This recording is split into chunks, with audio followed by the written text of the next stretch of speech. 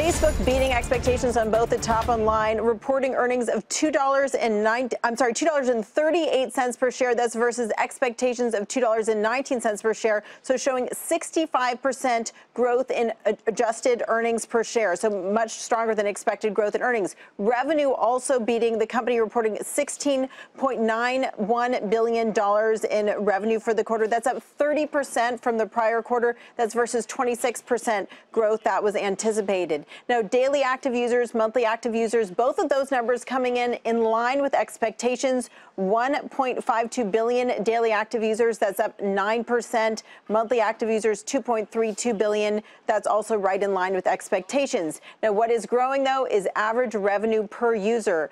The company's average revenue per user in the quarter, $7.37. That's up 19%, and that is really being driven by the U.S. and Canada, where average revenue per user, $34.86. That's up 30% in the quarter. And then Facebook recently started reporting these numbers on the family of apps, now saying that around 2.7 billion people every month use one of the Facebook family of apps. That, of course, includes WhatsApp and Instagram. There's a quote here from Mark Zuckerberg. He says, "Our community and business continues to grow. We fundamentally changed how we run our company to focus on the biggest social issues, and we're investing more to build new and inspiring ways for people to connect." But certainly pretty notable here that there doesn't seem to be any negative impact in terms of advertising on the company. Certainly top and bottom line growing far better than expected. We see Facebook shares now up over 7%. Back to you.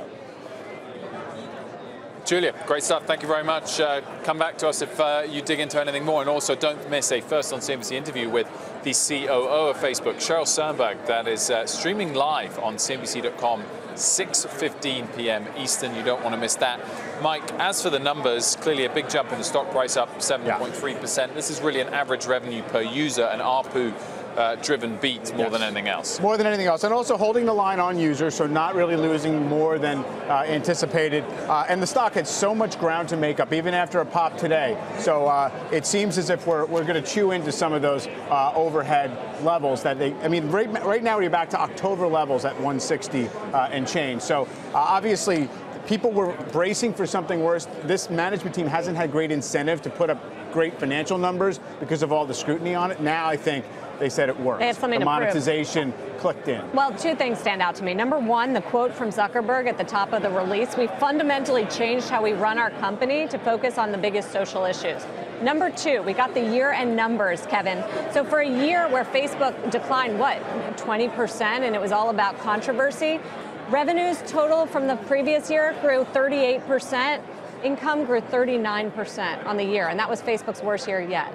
I'm beginning to think that all sins are going to be forgiven because they have delivered the numbers, even though everybody wrote these guys off saying they were going to be regulated out of existence, the model's broken. It's still today the only platform for small business in America where you can geo-lock your advertising dollar, and that has never changed, and people continue to use it. All my little companies in Shark Tank, this is their #1 spend, and their spend is up 40% over last year because they can't find another platform, including Instagram. So Instagram was a great buy. We all know that now. Those that have moved off Facebook have moved to Instagram. It shows up in the numbers. You know what? These guys might come back. 2019 could be all sins forgiven.